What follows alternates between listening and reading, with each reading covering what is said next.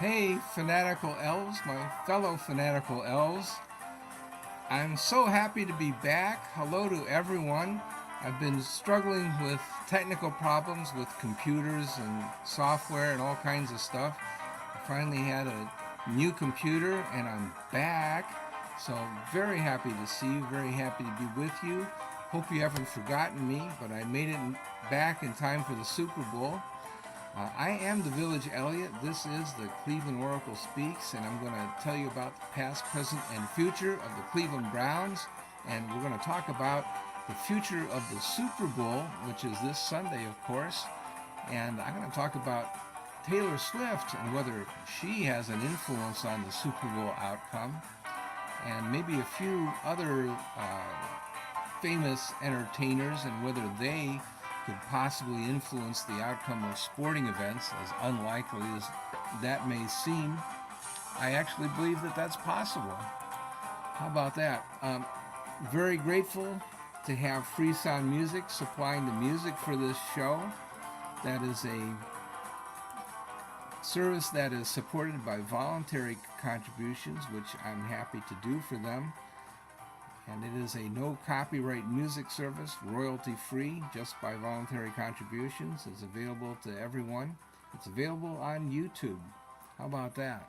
All right, so let me take a second to adjust the sound for this show. It's going to sound better if I tweak a few buttons here. And let me find the audio. So I'm going to cancel the echo, reduce the background noise, and there we go. Does that sound better? I hope that it does. I have a PowerPoint that I would like to share with people that have video. Some of the platforms that carry this show have video and some don't. So I'll describe what's going on. And those who can see it, obviously, have a bit of an advantage, but I'll describe it in sufficient detail that everybody can follow along. Okay, give me just a second because I'm old and slow, but I'll get there.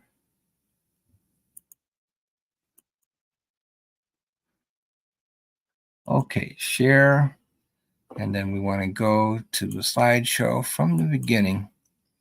Okay, so I want to talk about the Taylor effect. Is this real? Does Taylor Swift actually influence the outcome of NFL football games? And I actually explained this back in November, and I believe that it is real. And it may seem ridiculous, but is home field advantage ridiculous? I don't think so. I think it's real. I think adrenaline is real. And I think you would have to agree that Taylor Swift pumps up the entire stadium just by being there. She intensifies, therefore, the crowd advantage, the home field advantage. So I have put in my tweet here on the right, for those who can see that I don't believe in curses. I don't believe in magic, but I do believe in complexes. I also believe in home field advantage, and I believe that the Chiefs' home field advantage is likely enhanced by a point or so, maybe more than that, when Taylor Swift is in the house. I believe that when Taylor Swift is at the Super Bowl, that's going to be an advantage for the Kansas City Chiefs. We'll talk about how much and why as we go along. This is what I wrote back in November. I'll just read it for those who don't have the video. This is not voodoo or magic. This author, that's me, does not believe in curses or jinxes, but he does believe in complexes, especially losers' complexes.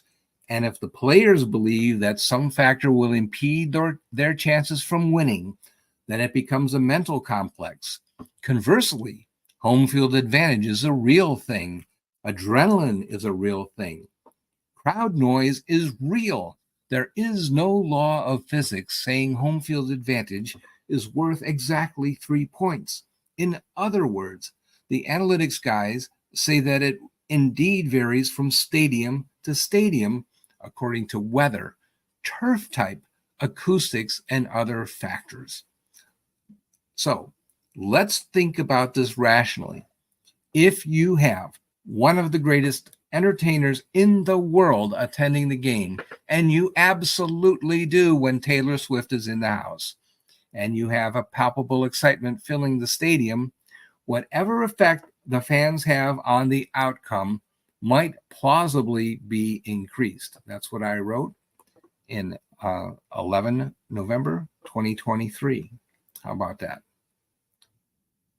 And now there's a lot of people that are upset that Taylor Swift is getting all kinds of attention for watching football. Here's a quote from Joe Sixpack, underappreciated fan of the Baltimore Ravens. And Joe says, "Gee, I have watched football all my life and nobody gets excited about me." Well, Joe, you're not quite as pretty as Taylor Swift and you don't sing as well. I'm sorry about that. Colin Cowherd, Fox sports analyst, really chewed up people who were complaining about Taylor Swift, rightly so. He argues that the criticism says more about weird, lonely, insecure men than it does about the global superstar. This appeared in the Fox affiliate, 8 News Now. Also, by the way, it was carried in the conservative publication The Hill. And they really kind of came down on the people that are criticizing Taylor Swift. However, in defense of the nutcases, I would like to point out that Taylor Swift does not root for the entire NFL. She only roots for one team. That's the Kansas City Chiefs. There are 32 teams in the NFL, so 31 of them are not the Chiefs. That means that 31 other teams are going to be rooting against Kansas City.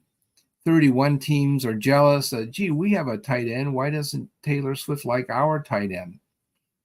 Well, so that's why there's always going to be animosity when you associate yourself with one particular team.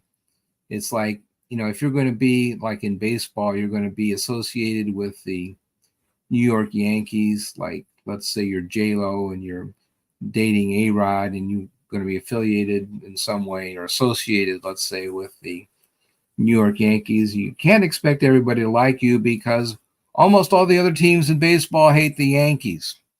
So what did you expect? So I think there's something very simple going on there, that the rest of the NFL doesn't like the Chiefs because the Chiefs beat the brains out of their team.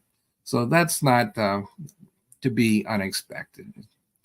But I think that if you step away from the game for a moment, it's kind of crazy to complain that Taylor Swift gets attention. That's crazy. Come on, it's the greatest entertainer in the world. What did you expect is going to happen if she's dating the Kansas City Chiefs player? Of course, the Kansas City Chiefs are going to get attention. If she was dating our guy, he would get all kinds of attention. I'm just sorry that she isn't dating somebody from the Cleveland Browns. That's the only thing I'm sorry about.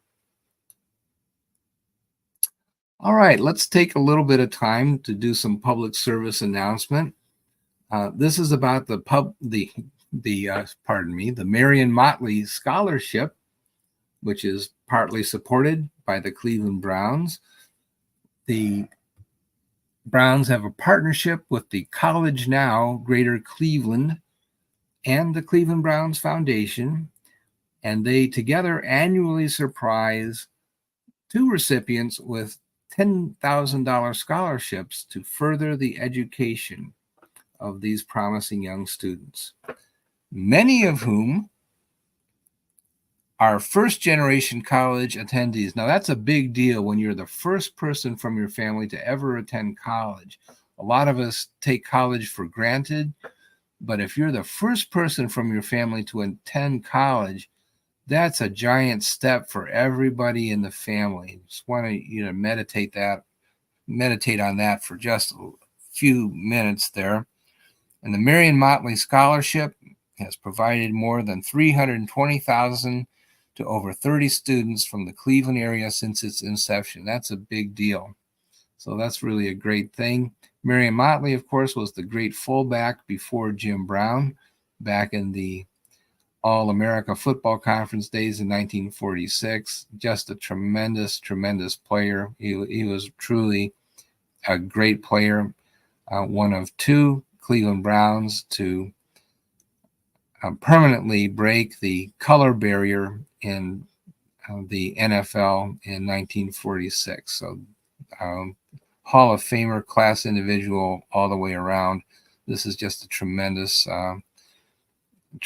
award named after him. It's a great thing. All right.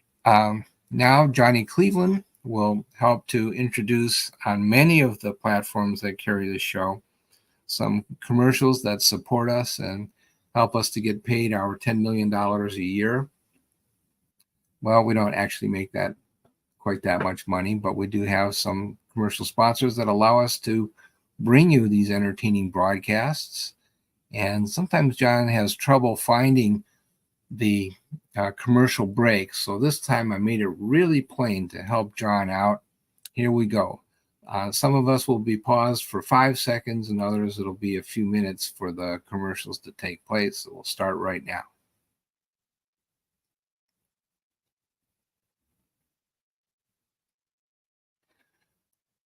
Okay, we're back. I hope John was able to find the commercial break okay with this little visual that I managed to cobble from Wikipedia.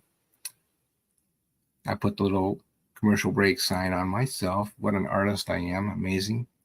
And let's go on. All right. Now, oh man, I got the wrong picture up here. This is supposed to be Bernie Kosar. Where did Bernie go? There we go. Here's Bernie.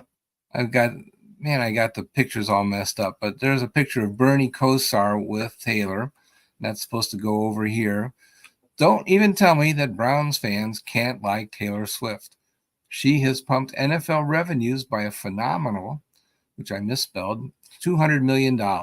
And actually now it's over $300 million now that the Super Bowl is coming up. So, if Bernie Kosar is, where'd that go? There's Bernie. Where did you go? There's Bernie. Bernie Kosar was associated with the group in the luxury box that got Taylor her opportunity to watch Travis Kelce play initially back in September. And so good job, Bernie. That's all I have to say. Bernie's wearing a red tracksuit. It's okay, Bernie. I'd like to see you in orange and brown, but we also forget that Bernie played for other teams in the NFL too. He played for the Dallas Cowboys. He played for the Miami Dolphins. And he never played for the Kansas City Chiefs, but it's okay. You're in Kansas City. You wore the red tracksuit, and you were with Taylor Swift. I think that's just absolutely fantastic. And I messed this up, but I wanted to also point out that in pro sports, money is good. This is America. Deal with it. And if you don't like NFL making money, this is just not the sport for you. And this tweet over here by, I'm not sure who Pop Base is, at POPBASE. But I guess there's some commercial organization that keeps track of such things, and they say that Taylor has generated $331 million for the NFL and Chiefs, and that's a good thing. This is pro sports. What the heck? And then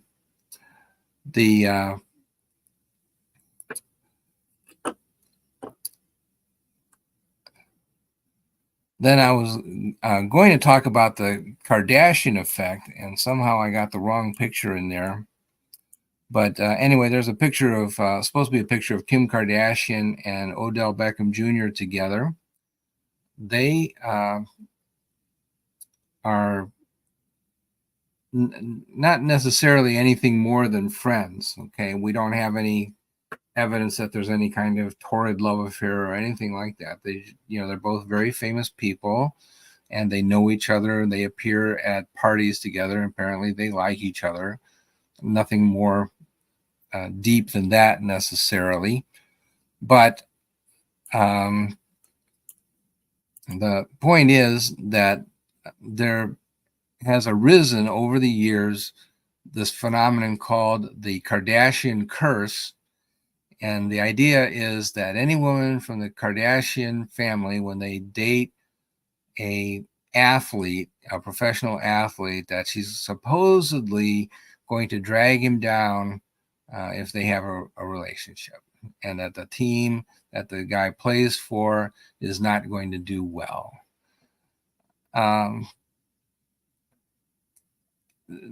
That's very difficult to prove, and a lot of it may have to do with the fact that when they meet, the Kardashians, they're generally at maybe the peak of their careers, or maybe a little bit past the peak. And so as they get older, they don't play as well, perhaps. And so, the nature of sports is that eventually you start to get worse. You don't stay good forever. Tristan Thompson of the Cleveland Cavaliers dated, I think it was Chloe, if I'm not mistaken. Well, I'm not sure. But anyway, my wife and my daughter watch the Kardashians reality TV show, and so I watch it with them. And I'm very impressed by the business sense that the Kardashian family has and the things that they do. I'm not really into fashion that much, but once you start to study what they actually do, the decisions that they make, they're actually very, very smart. They're very clever, have great business sense, and tremendously intellectual. And I appreciate the skills that they have. And I don't have any kind of ill will to the Kardashians, but nevertheless, there's a legend that if somebody on your team is dating one of the Kardashians, you're going to blow a big game and you're not going to win the world championship. Of course, most teams don't win the world championship. That's the nature of sports. So it's easy to make that kind of legend. But if you believe in the curse, if you believe in any curse, you are likely doomed. That's the way complexes are developed. If you think you will lose, you're going to lose, as my mother used to say. She used to not like a song that my dad used to play, the hillbilly song "Born to Lose," and it was, just goes on and on about the sort of a country western lament, "Born to Lose," da da da da da, and feeling sorry for oneself. And my mother said, "Oh, I don't like that song. If you think you will lose, then you will lose." And that's true. You will lose if you think you will lose. And what can I say? I published that article, and sure enough, Browns beat Baltimore. I called it, didn't I?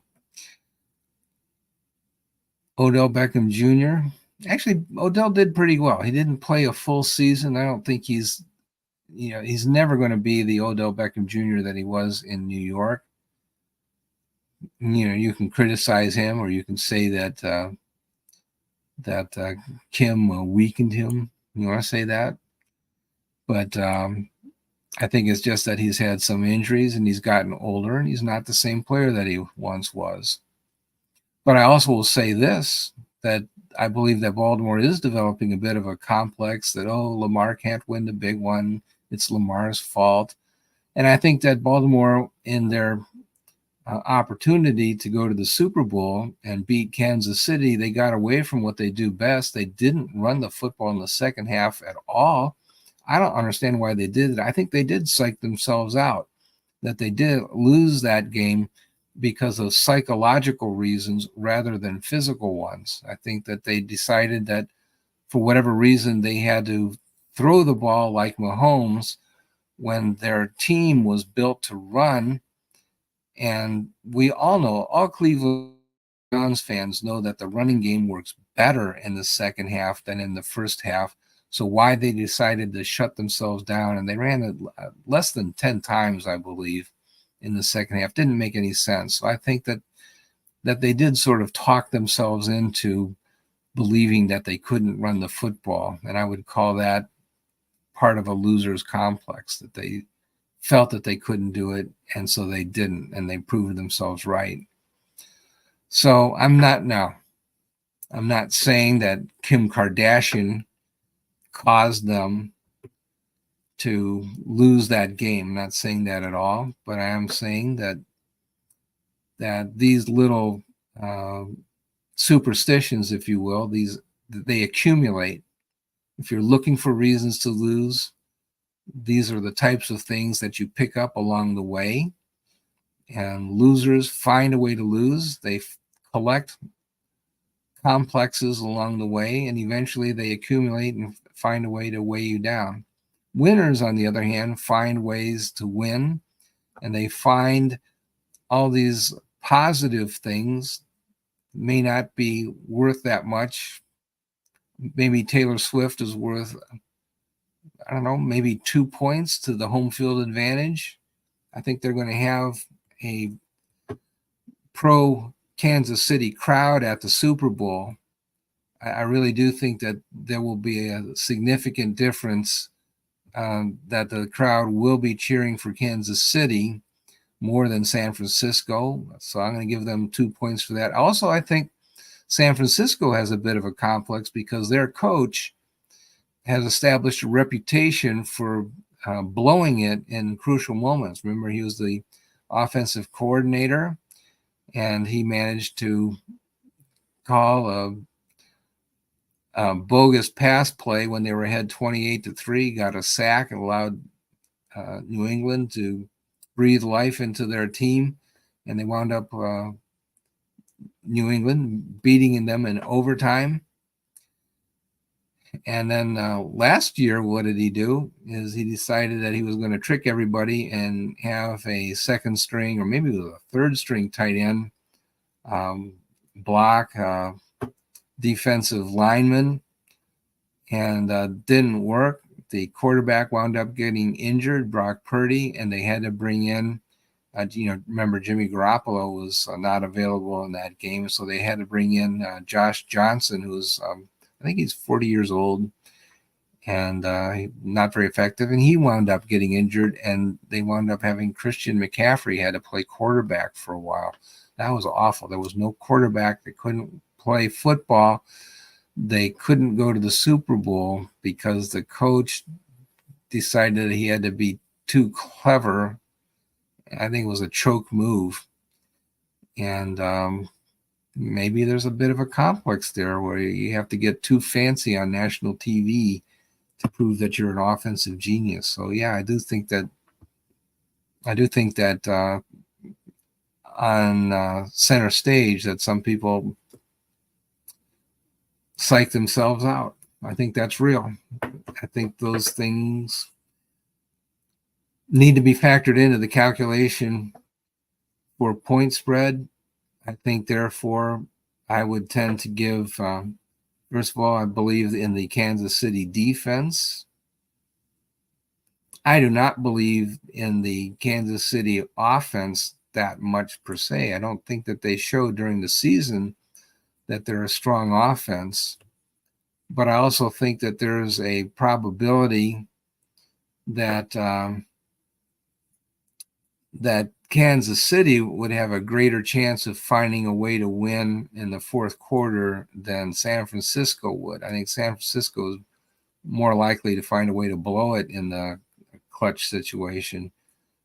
Not to say that they can't win, but I'm just saying that the probabilities probably favor Kansas City coming through in the clutch rather than San Francisco coming through in the clutch. I think I would take the probability for Kansas City to win outright, and I would bet the under for the game. I believe I would respect the defenses for both teams more so than the offenses. So that's the way I see it. That's why I think that the Taylor Swift effect might influence me by a point or two. And I also think that the Shanahan complex might kind of cancel that out, might make me downplay the San Francisco offense by a point or two. So that might swing my decision by as much as 3 or 4 points in favor of Kansas City versus the odds makers spread. So that's the way I'm not a big gambler. I'm going to bet, something like $2 or $5, and we'll see how that works. But that's the way I see the Super Bowl playing out based on these psychological factors. And it's going to be a fun game. I can't wait. And I'm going to enjoy seeing Taylor Swift there. And also we're going to have, the national anthem is always good. The halftime celebration is always fantastic. Everything about the Super Bowl is great. Even the commercials are fantastic. It's just the greatest entertainment spectacle on earth. The only thing I'm sad about is it's the last NFL game. That's the thing that I don't like. That's the one thing I don't like about the Super Bowl. It's the last NFL game of the season. But we're going to have, I guess we're going to have an XFL and USFL combining. We're going to have minor league football. We're going to have all pro football. We have a good league in Xenia. Can watch live football for $5, and you get to sit right at the 50-yard line in a lawn chair. And I watch that too. I watch Beaver Creek High School football, and so football will go on. And I just think it's the greatest game on earth, and I hope you do too. Take care, and I'll talk to you again real soon. Have a blessed weekend, and we'll talk at the Super Bowl. What the heck?